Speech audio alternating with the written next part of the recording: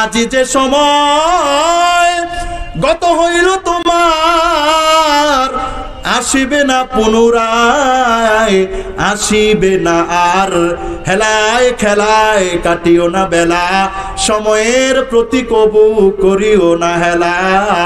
আজি যে সময় গত হইল তোমার, আসিবে না পুনরায়, আসিবে না আর।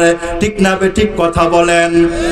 অবসর সময় দৌড়ায়া মসজিদে যাও, মালিকের কোরআন নিয়ে বসো, তসবিহ হাতে নাও, মালিকের নামের জিকির করো, আল্লাহকে ডাকো।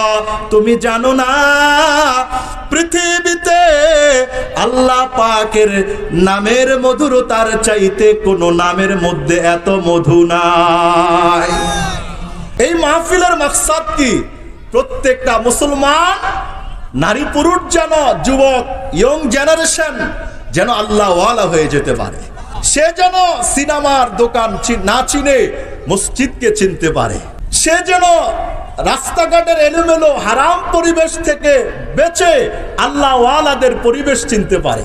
मकसद तो एक ही है, हमारा सबको मकसद एक ही है, एक ही जगह में रहना, एक ही जगह में जीना, एक ही जगह में रवाना। एक জায়গায় আছি, এক জায়গায় থাকছি, এক জায়গায় কিন্তু রওনা হচ্ছি।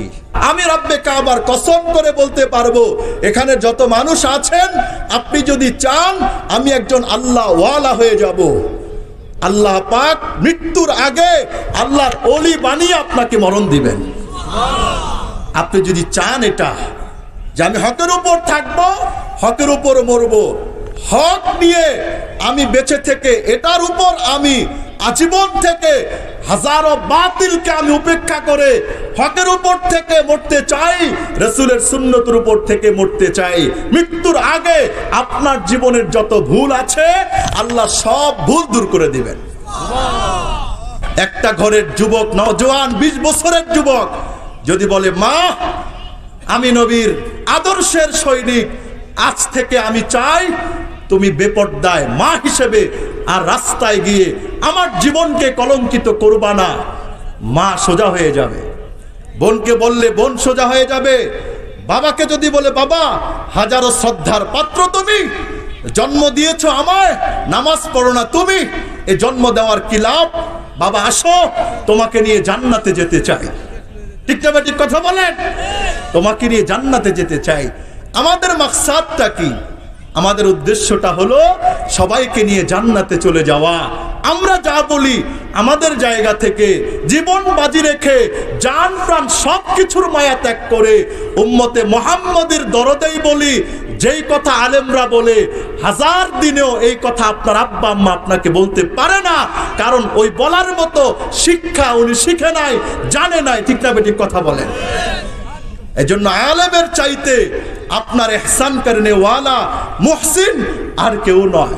আসেন না হিদায়াতের কথা শুনেন, ইনশাআল্লাহ এই জাতীয় মাহফিল থেকেও বহুত যুবকরা আল্লাহ পাকের ওলি হয়ে গেছে, দিনদার হয়ে গেছে, নেককার হয়ে গেছে। এই উম্মত জানো না মরণ কখন চলে আসবে? মরণের আগে এই জীবনটাকে দামি বানাও। আল্লাহ তাআলা এই জীবনটাকে দামি বানানোর জন্য এই পৃথিবীতে আমাকে আপনাকে পাঠাইছেন। এই জীবনটা তখনই দামি হবে যদি এই জীবনটায় আল্লাহ এবং তার রাসূলের ফরমাবরদারি করে চলতে পারি। ঠিক না বেটি কথা বলেন? কার ফরমাবরদারি? আল্লাহ এবং রাসূলের ফরমাবরদারি করে জীবনটাকে জলি চালাতে পারি। ও হায়াতাকা কাবলা মাউতিক, তোমার মরণের পূর্বে তোমার জীবনটাকে মূল্যায়ন করো। এই যুবক, তোর মতো কত যুবক প্রতিদিন কবর জগতের বাসিন্দা হয়ে যায়। যে তোর আপন তুমি তাকে মনে করো, সে প্রকৃত অর্থে তোমার আপন নয়। বলে হুজুর কেমনে বুঝবো? করোনার সময় বুঝো নাই কে কার আপন। এক করোনা এটা এমন এক শিক্ষা আমাকে তোমাকে দিয়ে গেল, দুনিয়াতেও বিপদে পড়লে কেউ কাউকে চিনবে না, কবরও তো আরো আগে চিনবে না, হাসরের ময়দানে চিনার প্রশ্নই আসে না। ঠিক না বেঠিক কথা বলেন? বন্ধু বন্ধুকে চিনবে তো দূরের কথা, বাবা মৃত্যুর কোলে ঢলে পড়েছে, সন্তান লাশ ধরতে চায় না, না জানি লাশ ধরলে করোনায় যদি তাকে আক্রমণ করে বসে। স্বামী ইন্তেকাল করছে, স্ত্রী দেখতে যায় না, দূর থেকে ফোন দিয়ে দেয়, 10 তলা বাড়িওয়ালা মালিকের সন্তান হাসপাতালে ফোন দেয়, আব্বাকে আর বাসায় আনার দরকার নাই, বাবাকে হাসপাতাল থেকেই যত টাকা লাগে দিব, তাড়াতাড়ি করে কবর দেওয়ার ব্যবস্থা করে দেন। চিল্লা বলো ঠিক না বেঠিক? কেউ কারো আপন নয়, বন্ধু বন্ধুর জন্য আপন নয়। কিয়ামতের দিন কেউ কাউকে চিনবে না, বাবা মাকে চিনবে না, স্বামী তার স্ত্রীকে চিনবে না, বন্ধু বন্ধুকে চিনবে না। এই না চিনার তাপকা শুরু হয়ে যাবে, দু চোখ তোমার যেদিন বন্ধ হয়ে যাবে। ঠিক না বেঠিক কথা বলেন? আলা ইয়া সাকিনাল কসরিল মুআল্লা ستدفن عن قريب في بيت التراب ألا يا ساكن القصر المعلى